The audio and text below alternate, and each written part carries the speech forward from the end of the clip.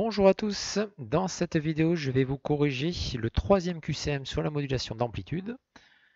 Donc, troisième QCM, un signal modulé s'exprime de la façon suivante. Donc S de t égale 3 cosinus de 200 pi fois 10 puissance 6 t, facteur de 1 plus 0,8 sinus de 20 pi t. Donc première affirmation, S de t correspond à un signal modulé en amplitude. Donc nous l'avons déjà vu, un signal modulé en amplitude avec un modulant sinusoïdal va pouvoir s'écrire S de t qui est égal à AP, facteur de, donc AP amplitude du signal porteur, donc facteur de 1 plus petit m, donc m indice de modulation, sinus de 2pi fois fm fois t, avec fm fréquence du signal modulant, le tout multiplié par cosinus de 2pi fois fp fois t, avec fp, donc fréquence du signal porteur. Donc ici, le signal que l'on vous donne, donc je vais le recopier en dessous.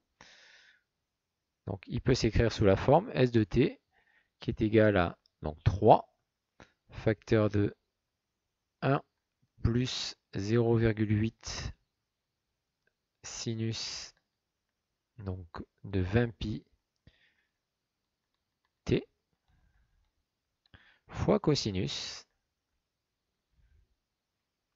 donc de 200 pi 10 puissance 6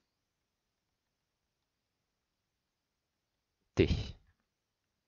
Voilà, donc à partir du moment où le signal que vous avez s'écrit sous la forme d'un signal modulé en amplitude, donc vous avez exactement la même forme, donc on pourrait identifier les deux expressions pour déterminer AP, M, FM et FP.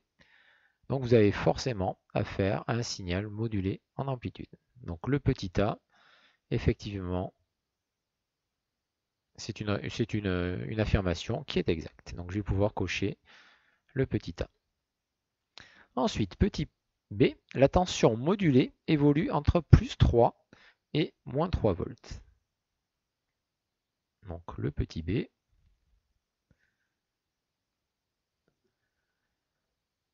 Donc là, il va falloir déterminer l'amplitude maximale de votre signal. D'accord? Donc c'est comme un petit peu le signal qui est au-dessus. Vous allez avoir une amplitude maximale. Et donc votre signal modulé, il va évoluer entre cette amplitude maximale et donc l'opposé de cette amplitude maximale. Donc le signal qui est au-dessus, il évolue entre 4 volts et moins 4 volts. Donc pour répondre à ma question petit b, il va falloir que je détermine l'amplitude maximale de mon signal. Donc sachant que l'amplitude, c'est le terme qui est devant le cosinus de 2pi fois fp fois t. Donc on a un signal de fréquence fp. Et donc il y a la forme S max cosinus de 2pi fois fp fois t, avec S max qui correspond à ce que j'entoure ici en vert. Voilà, donc on a ici l'amplitude maximale qui dépend du temps.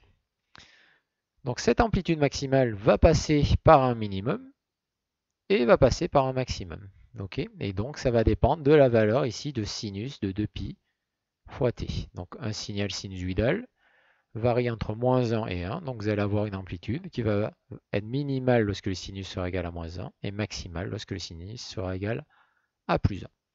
Donc je vais essayer de déterminer la valeur maximale ici de cette amplitude. Donc la valeur maximale, on a dit, elle va être obtenue si le sinus de 20 pi fois t est maximum, c'est-à-dire égal à 1.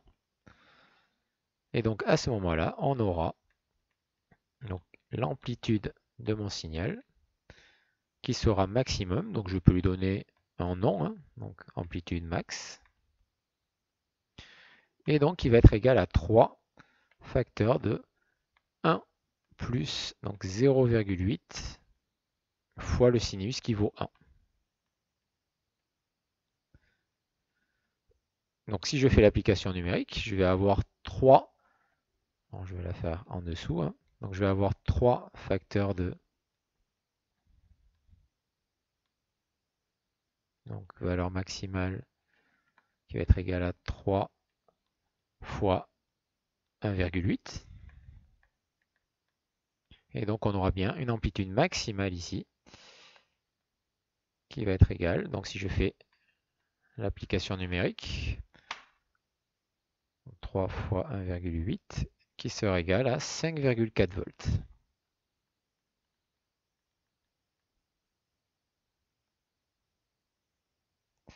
Voilà, donc la tension modulée n'évolue pas entre moins 3 et 3 volts. La tension modulée évolue entre moins 5,4 et 5,4. Voilà, donc cette affirmation petit b est fausse. Donc je vais quand même le conclure. Hein. Donc la tension modulée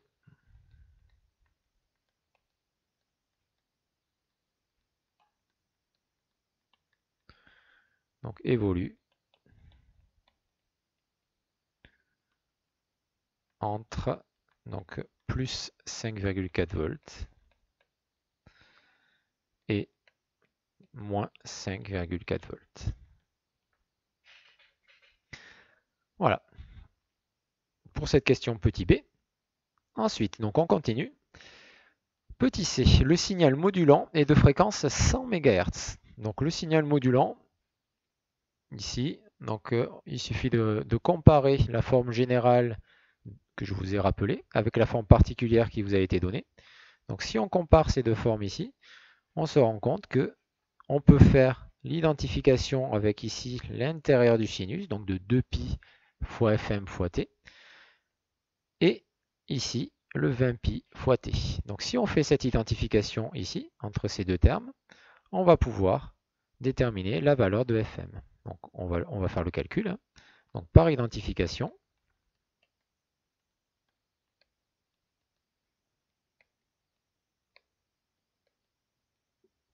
on va pouvoir écrire donc que 2π fois fm fois t est égal à 20π fois t.